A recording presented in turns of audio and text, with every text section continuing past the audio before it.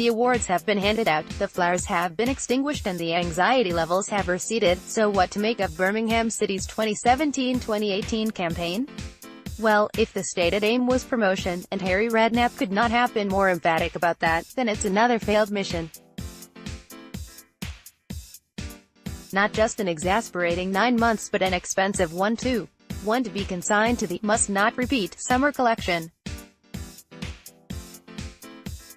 Not the transfer market trolley dash, not the shoddy pre-season, not the revolving manager's chair, not the tactical confusion, nor the imbalanced playing squad.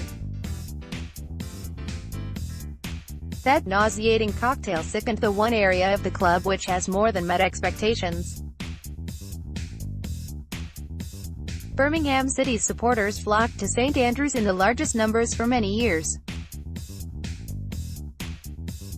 They followed them round the country with such unstinting loyalty that it was an exception when they didn't sell out their allocation. We can make these observations from the relative safety of 19th place in the table, though that safety only became apparent in the final month of the season. The other 8 oscillated from mildly disappointing to profoundly traumatic and stopped at most points in between. Let's have a look back. The manager's Harry Redknapp helped save Blues in 2016-2017. The scenes at Ashton Gate last May were remarkable and seductive. It was easy to board the Harry hype train, and even easier to enjoy the ride as Blues were linked with a host of stellar names. In the end, the likes of Terry, Cole, Keane pursued other options, if indeed 2 of them were ever targets. But it was not missing out on those veteran internationals that undermined the start to the season. The failure to obtain a work permit for Ogenye didn't help, but it was the slightly scattergun approach to those who did. 9 arrived in the final 10 days of the transfer window. Suddenly the players who had started the season, largely knew what they were being asked to do, where and how often they were going to play, effectively had a whole team of new recruits to integrate.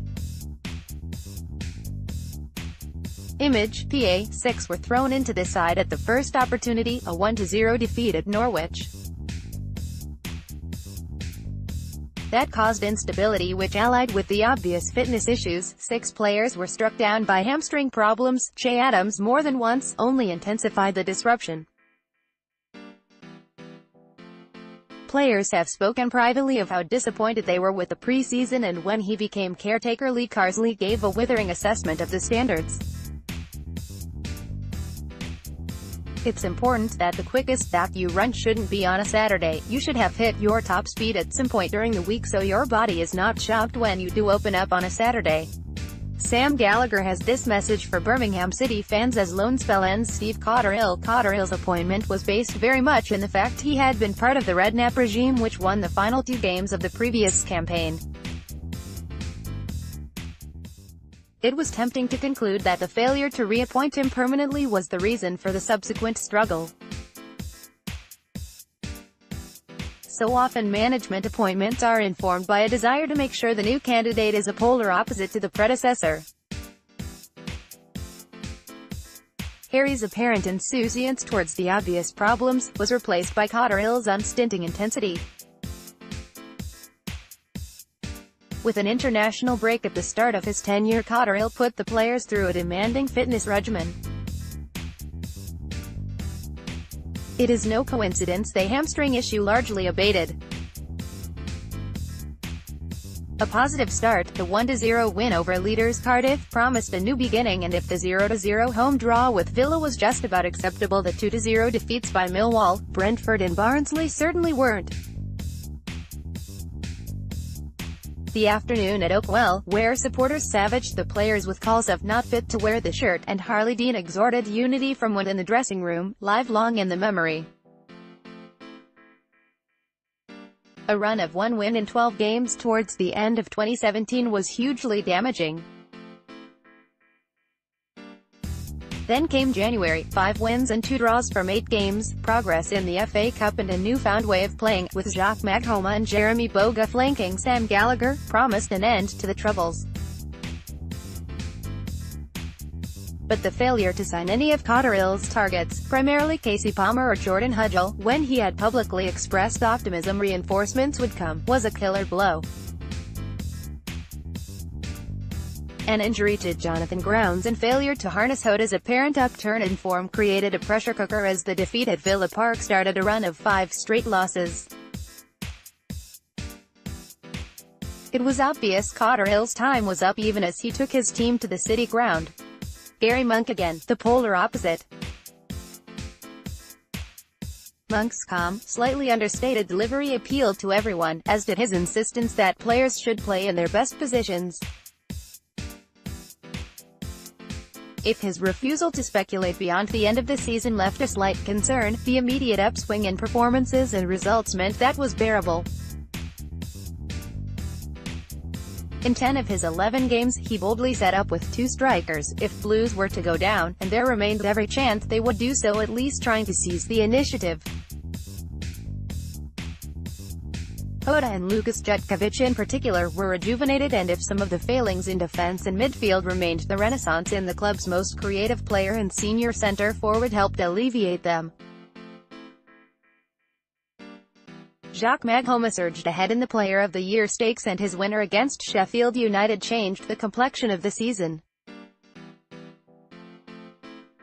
4 wins in 7 made them favourites to stay up. The decision to stick to his positive principles on the final day paid handsome dividends, and his message within minutes of the victory over Fulham manifested a man with a mandate to build. I will be honest with you, I will be relentless, and whoever is not on board with that won't be here. The ones who are will be here. It has to be like that. We have to raise the mentality of the club. That goes for everyone at the club. The fans. The relationship with the club's supporters has been intriguing. Blues' average league attendance of 21.042 was the highest since the top flight days. Those figures were boosted by Redknappian bluster and the post-Ashton Gate pronouncements of a promotion challenge. By end of June, season ticket sales were also at a 5-year high. Attendances remained good even as it became obvious the promises would be broken. Birmingham City stars in Aston Villa jibe as Gary Monk gesture revealed. However, patience snapped at Barnsley in November. The Blues fans are the conscience of the club, and what they were seeing was unacceptable.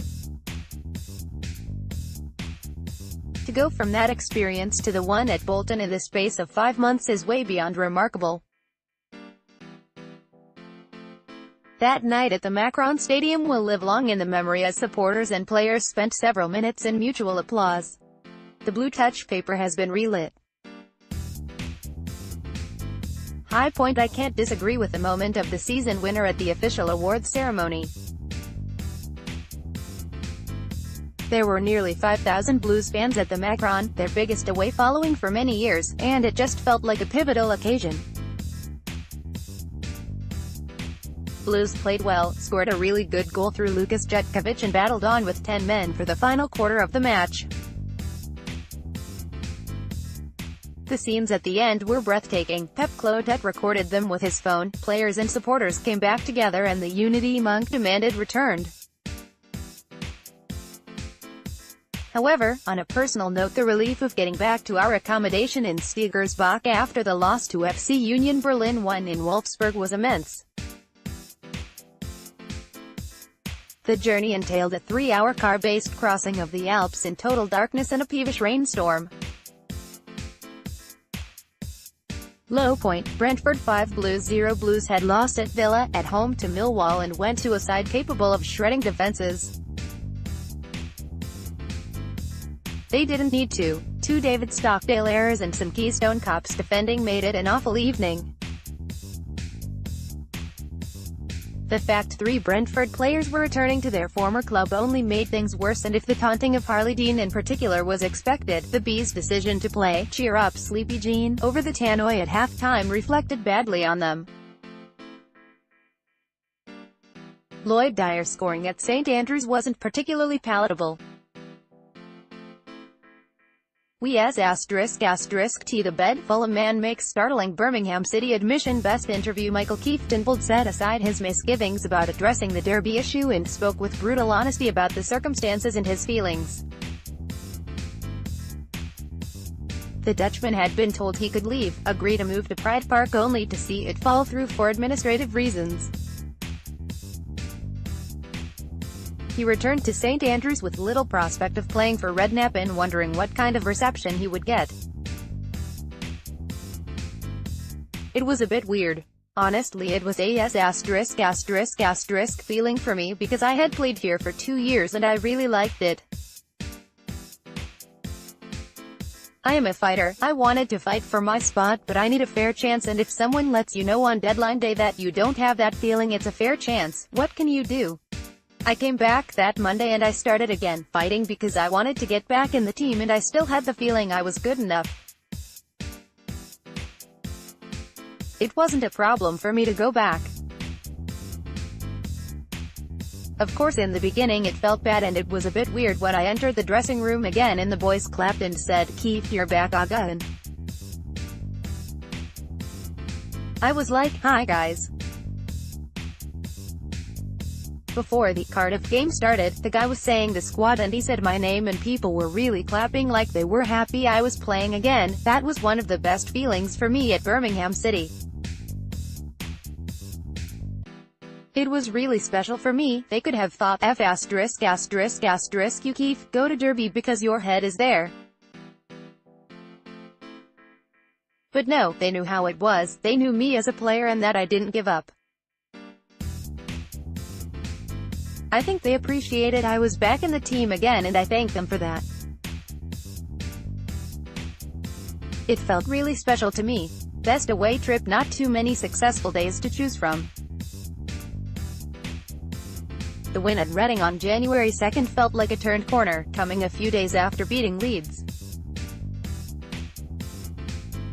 It was pleasant to taste victory at Sheffield Wednesday too, having seen some poor results at Hillsborough. The pre-match feta cheese pie went down an absolute treat too. Has to be Bolton again. Worst away trip, Elland Road, Leeds. Terrible food, deep-fried snacks, re-chilled and served cold. A customary 2-0 defeat and hamstring injuries to Hoda and Che Adams, ended with Harry Redknapp wondering where the cheek toy he thought he was signing had gone. Funniest quote, Nigel Clough after Burton's 1-1 draw at St Andrews. The Brewers' boss was in decent form after the game and revealed how he'd nipped to the toilet mid-game only to return and find his assistant Andy Garner had been dismissed. A case of going for a number one and losing his no. 2. I'd actually nipped out. I was going for a wee at the back of the tunnel as there was a break in the game, Clough said. At our age you can't go through a whole game without one. The changing rooms are in the corner so I used the toilet in the old tunnel, and there was somebody in it. So I never even got to go. As I came back, Andy was walking to the stands and the fourth official told me he'd said something, but I didn't go into detail. Championship player I'd take in a heartbeat. Imagine Ruben Neves pulling the strings in the Blues midfield. It just so happens that the Portuguese is exactly the type of distributor Blues have been missing all season. If Adama Traoré feels he can put his past behind him and produce the goods for Blues, that's okay too. Blues player I'd most hate to lose when things were unraveling, it was Harley Dean, who put his head above the parapet and become one of the dominant voices coming out of the dressing room. He applied himself to the troublesome left-sided centre-back berth with admirable conscientiousness, and it was pleasing to see someone try to play out from the back. I thought the final image of him would be walking under the main stand after the Sheffield United victory, for which he had been banned. He hadn't played, but he was absolutely beaming at the result. However, that was superseded by his goal and celebration against Fulham. Here's what Fulham fans had to say about the atmosphere at Birmingham City. Conclusion: without sucking the joy out of Sunday too much, the relief felt on the final day must quickly crystallise into resolve. A determination that 3 write-offs in 5 must not become 4 and 6. Mistakes made at board level, particularly with recruitment but also with initiatives like the infamous clapperboards, must not be repeated. Gary Monk will only succeed if he is allowed to follow his instincts, without interference. Seeing St Andrews fall against Fulham was a throwback to the Premiership days, and if this season has taught the owners anything, it must be that simply throwing money about to reach the top flight is not the way to go about it.